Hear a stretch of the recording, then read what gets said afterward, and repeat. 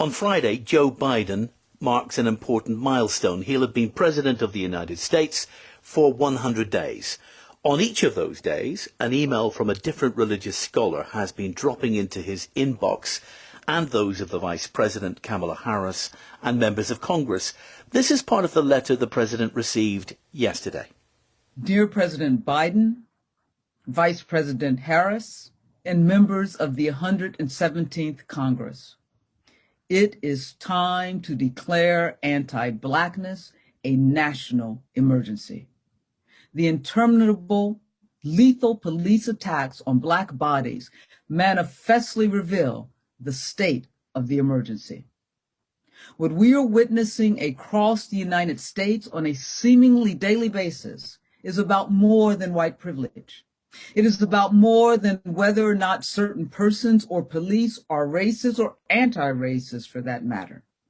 Rather, it is about anti-Blackness. An excerpt there from an open letter from the theologian Professor Kelly Brown Douglas. It's part of a campaign called American Values, Religious Voices, 100 Days, 100 Letters. Rabbi Andrea Weiss from the Hebrew Union College Jewish Institute of Religion in New York is the campaign's coordinator.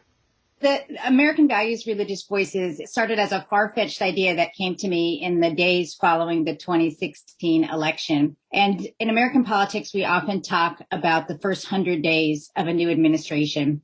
Throughout the campaign, it had seemed to me that so many of the foundational ideas of core American values that I had always taken for granted as the defining features of what it meant to be an American, to be welcoming to the immigrant and the stranger, religious freedom, our beautiful diversity.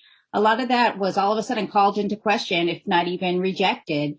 And it had occurred to me that many of those core American values are connected and reflected in our various religious traditions. So in the days following the 2016 election, as I was walking my dog, I just thought, what if we could get 100 scholars of religion of all faiths and backgrounds and all sorts of diversity, and we could get those 100 scholars to write a letter a day for the first 100 days of the Trump administration to really articulate what are our core American values and the way in which that is expressed and grounded in our different religious traditions. So that's how the idea came about. And is there a different tone in the letters that have been addressed to these very different presidents? Yes, definitely some different themes that have come to the fore. In the 100 letters that came out in 2017 from the inauguration on to the 100 days, justice was the most prominent theme. It's also the most prominent theme now, but justice means something a little different now. There's definitely a focus on racism, on inequality. So that's the difference. I had checked the word white supremacy wasn't mentioned in 2017. That's been a big theme in these letters. There's been a lot of letters, especially early on in the campaign, that talked about healing, that talked about rebuilding. So those are some themes that have come through now. So these letters, I suppose you could say, are a kind of barometer, aren't they, of American cultural atmosphere? And you've got a diversity of faith and theological and religious perspectives. Why limit your response to Biden or Trump to that religious perspective? For example, what about a humanist or non-religious perspective on American values too? My hunch on this was that scholars of religion had something to say at this particular moment, and clergy, rabbis, priests, etc., literally have a podium where they speak week in and week out. And scholars of religion who really study our ancient texts, are really versed in our religious traditions, I felt really had something to say. And these are voices that are not usually prominent in our public discourse. That was part of the motivation. It also gave a focus to the campaign as I was trying to find 100 people and sort of who would be the right folks to write in this campaign.